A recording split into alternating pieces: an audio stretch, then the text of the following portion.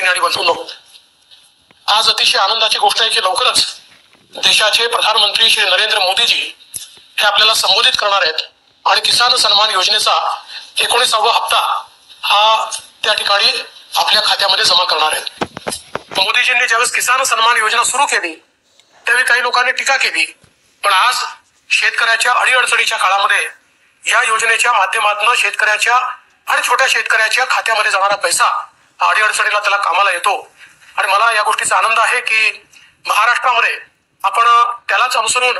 नमो किसान सन्मान योजना सुरू केली आणि मोदीजींच्या 6,000 रुपयाबरोबर महाराष्ट्राचं सरकार देखील 6,000 रुपये देतं आणि लवकरच आपण हे 3,000 रुपये त्यात अजून वाढ करणार आहोत, म्हणजे वर्षाला 15,000 रुपये हे आमच्या शेतकऱ्यांच्या खात्यामध्ये या योजनेच्या माध्यमातून निश्चितपणे त्या ठिकाणी जातील आणि लवकरच आपण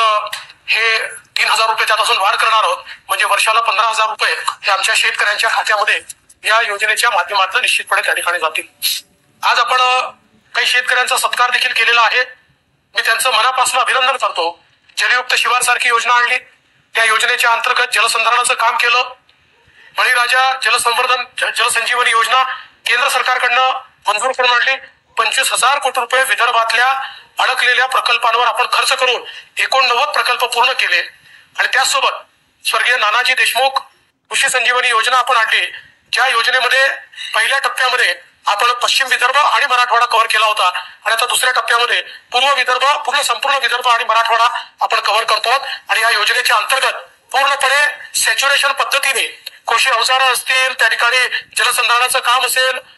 शेततळी असतील, त्या ठिकाणी ड्रिप इरिगेशन असेल, सगळं अनुदान पद्धतीने आणि लक्षांक न ठेवता एका गावात गेलं की त्या गावातल्या सगळ्या शेतकऱ्यांना सगळ्या योजनांचा लाभ द्यायचा, अशा प्रकारची योजना जवळजवळ 4,000 कोटी रुपये आपण खर्च केले। आता पुन्हा नव्याने 6,000 कोटी रुपये आपण खर्च करतोय आणि आज त्या योजनेमुळे अतिशय